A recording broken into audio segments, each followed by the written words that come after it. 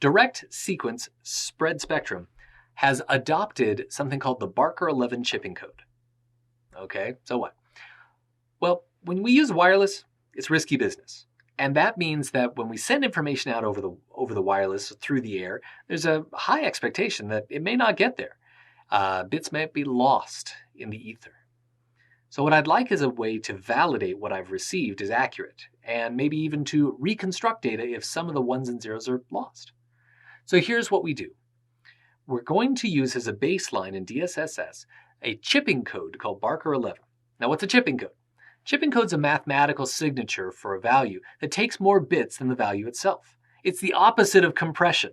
Compression, you're reducing the number of bits you say, summarizing similar bits. Here we're blowing it out and we're taking more bits than is necessary to display information because we expect bits to be lost and we want to reconstruct it. So a chipping code of Barker 11 is an 11-to-1 ratio of bits. That's what that 11 means. See right here? Here's the number 1. That's a binary piece of information I'm trying to show you. But, oh man, to send it out there, I've got this signature, this unique value of 11 ones and zeros that represents the binary 1. Now, the chipping code is the same. Every time I send out a 1, it's going to look like that. Here's another 1 over here. So 1001. I'm going to use this same string of 11 bits to represent the 1. Every time I represent the 0, it's going to look the same here. And notice that they're opposites. Every place there's a 0 in the chipping code for 1, there's a 1 in the chipping code for 0.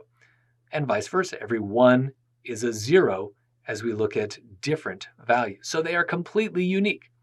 What's going to end up happening, gang, is 802.11 is going to send out this information using 2 megahertz channels. 11 of them. And so when I have an access point sending out information over DSSS, what does it do?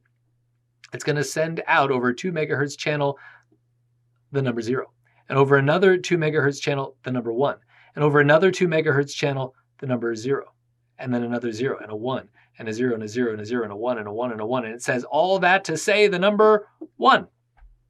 So when that gets received by an access point, right, on the other end, right, we got 2 access points talking to each other, they send out over 22 megahertz 11 distinct 2 megahertz pieces of information. It gets combined over on the other side, and we say, oh yeah, that's a 1.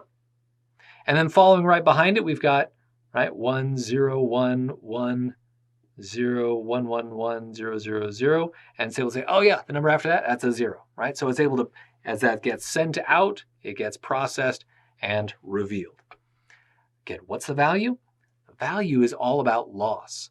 Because what happens when we lose some of these pieces of information, all right? Notice here we've lost some of our 1s and 0s. That's bad news, right? We don't know what's there. It's okay though.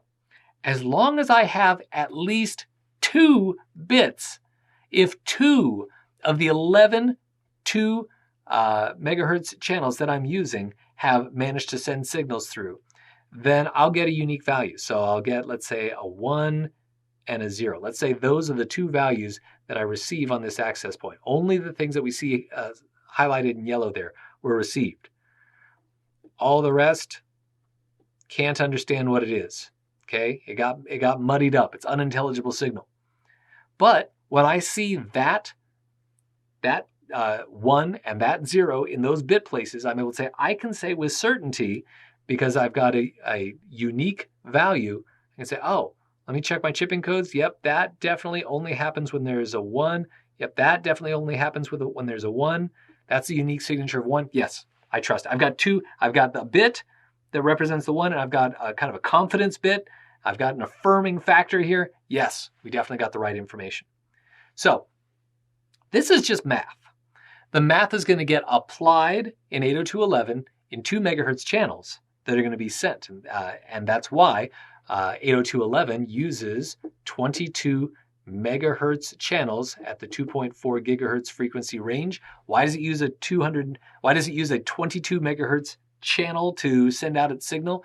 Because it's got to send out 11 signals at 2 megahertz each just to get a single bit across in its most baseline mode.